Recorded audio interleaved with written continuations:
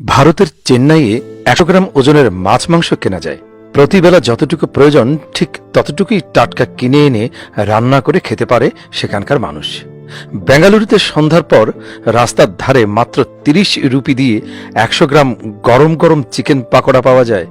আপনার চোখের সামনেই সেটা প্রস্তুত করে দেবে। মেঘালয়ের পাহাড়ি এলাকায় ভাতের হোটেলে সব আইটেম প্রতি চামচ হিসেবে বিক্রি করা হয়। বড় সাইজের ১ চামচ খাবারের দাম মাত্র ২০ রুপি। আপনার সামর্থ্য অনুযায়ী টাকা থাকলে ৫ চামচ খাবেন, আর না থাকলে ১ চামচ। আমাদের ঢাকা শহরের মতো কলকাতার ফুটপাতেও ফুচকা পাওয়া যায়, তবে সেখানে আপনাকে জিজ্ঞেস করবে না আপনার কত প্লেট ফুচকা লাগবে, বরং সেখানে আপনাকে জিজ্ঞেস করবে আপনার কয়টা ফুচকা লাগবে। আপনি চাইলে একটা ফুচকাও খেতে পারবেন, আবার ২০টাও খেতে পারবেন। শিলিগুড়িতে প্রতি পিস আপেলের গায়ে মূল্য লেখা থাকে। আপনি চাইলে কেজিতে আপেল কিনতে পারেন, আবার ১ পিস করেও আপেল কিনতে পারেন।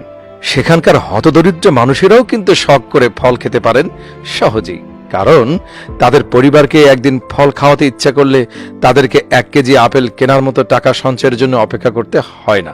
কলকাতার কাঁচা বাজারে চাইলে আপনি মাত্র ২০০ গ্রাম মুরগির মাংস কিনতে পারবেন। শুধু তাই নয়, সেখানে মাছও প্রতি পিস হিসেবে বিক্রি করা হয়, যাতে মানুষ তার সামর্থ্য অনুযায়ী কিনতে পারেন। মিশরে মাত্র ১ পাউন্ড দিয়ে আপনি ১৫টা রুটি কিনতে পারবেন, যা বাংলাদেশি টাকায় মাত্র ৫ টাকা। সেখানেও কাউকে না খেয়ে থাকতে হয় না। থাইল্যান্ডে আপনার কোনো দামি রেস্টুরেন্টে খাওয়ার মতো সামর্থ্য নেই? চিন্তা কি, রাস্তাতেই পেয়ে যাবেন মাত্র ২০ টাকা মূল্যের চমৎকার ফ্রাইড রাইস। এক কথায়, ভালো খাবার যে শুধুমাত্র পয়সাওয়ালা মানুষেরাই খেতে পারবে এমন তত্ত্বে বিশ্বাসী নয় কেউ। পৃথিবীর বিভিন্ন দেশে আপনি আপনার সাধ্য মতো সবকিছুই কিনতে পারবেন। এটা এমন একটা পদ্ধতি যাতে করে সমাজের সকল শ্রেণীর মানুষ খেতে পারে। বাংলাদেশে কোনো এক বছর অনেক ইলিশ উৎপাদন হয়েছে। বলুন তো, আমাদের দেশের কত শতাংশ মানুষ এবছর ইলিশ মাছ খেয়েছে?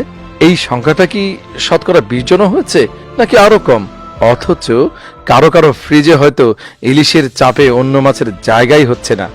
ইলিশ মাছকে যদি টুকরো করে ১০০ গ্রাম অনুযায়ী অথবা প্রতি পিস আকারে বিক্রি করা হতো, তাহলে হয়তো একজন রিক্সা চালক বা দিনমজুর তার সন্তান অথবা বৃদ্ধা বাবা মাকে একবেলা ইলিশ মাছ খাওয়াতে পারতেন। একদিনের জন্য হলেও তারা ইলিশের স্বাদ গ্রহণ করতে পারতেন।